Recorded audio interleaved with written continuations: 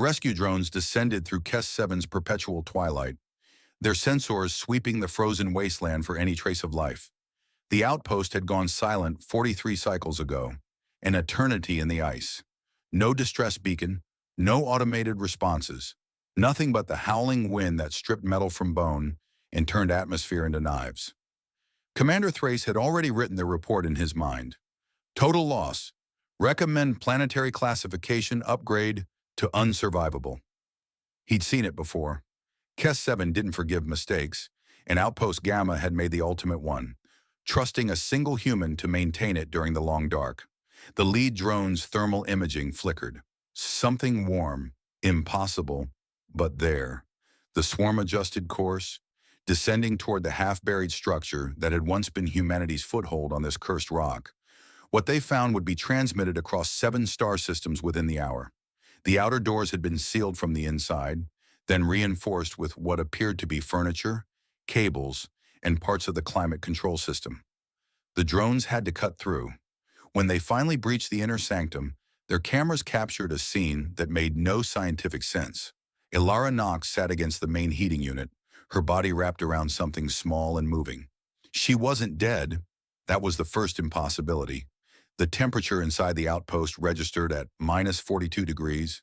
Her environmental suit had been dismantled, its heating elements jury-rigged into a nest of blankets and insulation that formed a crude incubator around her torso. She looked up at the drones with eyes that had forgotten how to focus properly. Her lips were blue. Her fingers, still moving, had turned black at the tips. "Took you long enough," she rasped and pulled back the blankets. 7 small forms shifted in the warmth against her chest. Vrin cubs, the indigenous semi-sentient species that humanity had sworn to protect when they colonized KES-7. Their parents had died in the station collapse that killed the rest of the outpost crew. Standard protocol said to let nature take its course.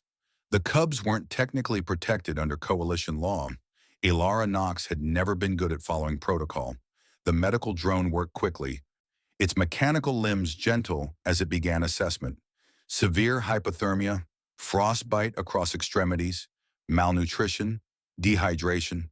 Her body temperature registered at 32 degrees, 4 degrees below what should have killed her hours ago. "The cubs," she insisted, fighting the warming blanket the drone tried to wrap around her. "Check them first." The smallest cub, later identified as Virik in Alara's scattered logs, made a weak chirping sound. Its siblings huddled closer to the human's body heat, their own primitive thermogenesis insufficient in the brutal cold.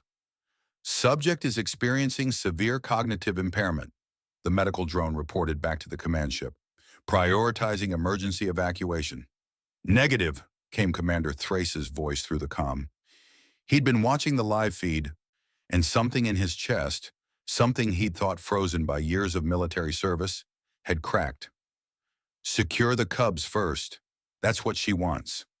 The logs told the story in fragments. Cycle 1 after the collapse. Main power grid failed. Emergency protocols engaged. 7 crew members dead in the structural failure. "I've managed to restart auxiliary power, but it won't last. Standard distress beacon not transmitting. Antenna array was on the collapsed section. I've found 7 Vrin cubs in the sublevel. They're orphaned. Protocol says leave them. I'm recording this in case anyone questions my decisions. I'm not leaving them."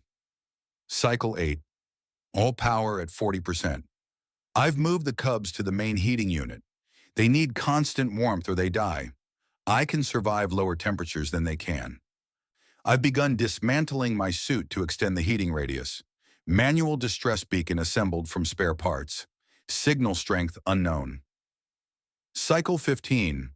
Food rations depleted. Water recycling system failing. The cubs are growing.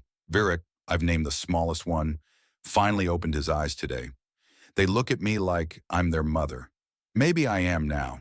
Heating power at 20%. I've rerouted everything I can. Cycle 23. Can't feel my hands anymore. Doesn't matter. The cubs need 15-degree minimum to survive. I've given them 18. My body temperature has dropped, but I'm still conscious. Still thinking.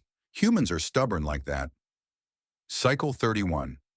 If anyone finds this, tell command I didn't abandon my post. The post changed. My mission changed. 7 lives depend on me now. I will not fail them. Cycle 40. Cold, so cold.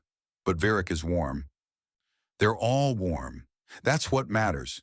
Humans were made for this, not giving up, not abandoning the innocent. We're too stupid to know when we're beaten. It's our best trait. The final entry was just 3 words written in a hand that could barely grip the stylus. Still here, still. Commander Thrace watched as the medical team loaded Alar Knox onto the transport.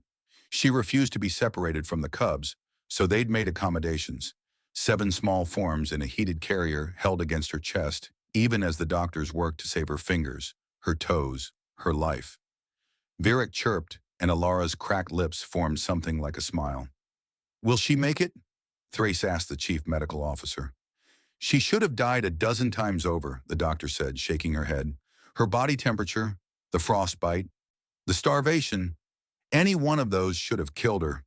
But she stayed conscious. She stayed moving. She kept generating heat for those cubs through sheer metabolic determination. I've never seen anything like it." "You've never seen a human with a purpose," Thrace said quietly.